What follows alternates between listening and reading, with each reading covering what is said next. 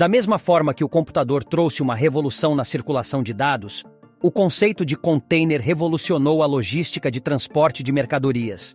Mesmo sendo muitas vezes negligenciado, esse avanço se tornou um dos mais importantes marcos no desenvolvimento econômico, trazendo uma transformação significativa para o setor de transporte global.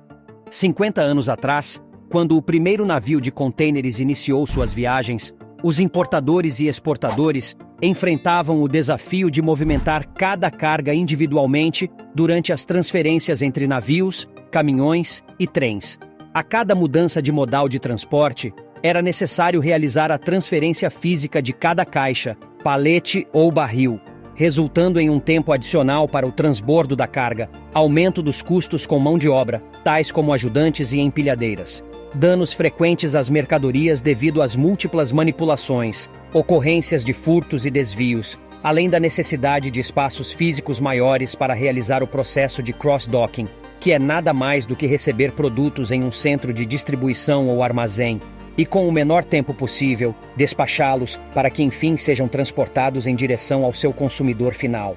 Assim, no contexto do transporte marítimo naquele período, o maior custo envolvia a transferência da carga entre o modal terrestre e o navio no porto de partida, bem como entre o navio e o caminhão ou trem no porto de destino, responsável por levar a carga até o seu destino final na cadeia logística. De acordo com pesquisas, essa movimentação de cargas soltas correspondia a aproximadamente metade do custo total do transporte. Além dos custos elevados associados à operação de cross-docking em si, existiam outros custos mais difíceis de quantificar monetariamente. Frequentemente, as mercadorias precisavam aguardar nos armazéns para a próxima etapa do transporte, resultando em embarques lentos e horários incertos.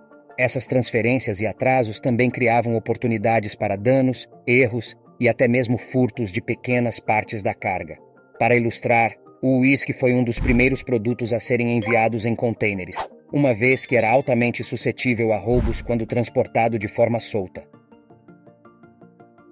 Atualmente, graças ao pioneirismo de Malcolm McLean, um empreendedor visionário do setor de transporte da Carolina do Norte, nos Estados Unidos, é viável realizar o carregamento de um container na instalação do exportador, utilizando diferentes modais de transporte sem a necessidade de manipular a carga. Somente quando o container chega à instalação do importador, é aberto novamente e a carga é movimentada em seu interior. Sua grande sacada foi perceber que o cliente não se preocupa com a forma como você está enviando as mercadorias. O cliente deseja chegar do ponto A ao ponto B de forma rápida e econômica. O cliente não se importa se é por via aérea, terrestre, marítima ou ferroviária. Assim como o código de um computador é genérico e abrangente, um container tem a capacidade de armazenar uma variedade de itens, desde grãos de café até autopeças e componentes de celulares. Isso resulta em uma redução significativa nos custos e aumenta a confiabilidade das operações.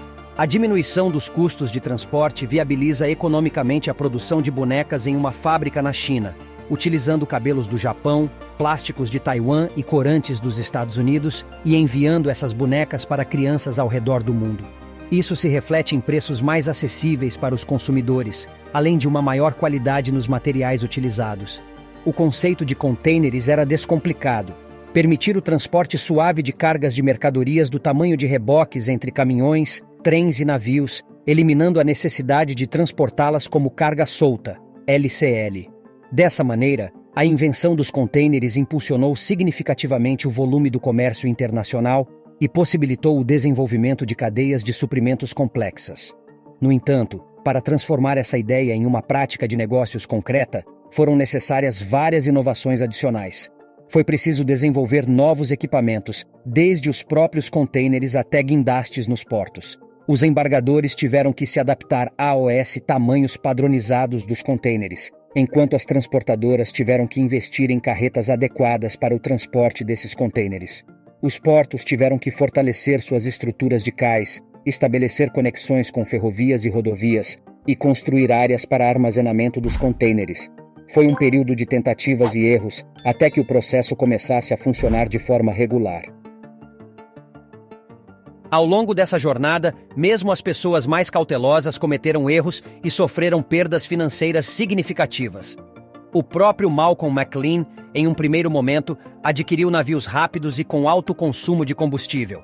No entanto, com a crise do petróleo em 1973 e o subsequente aumento drástico nos preços, ele se viu obrigado a adquirir navios mais lentos e econômicos, a fim de viabilizar os custos e reduzir a imprevisibilidade causada pelas flutuações no preço internacional do petróleo.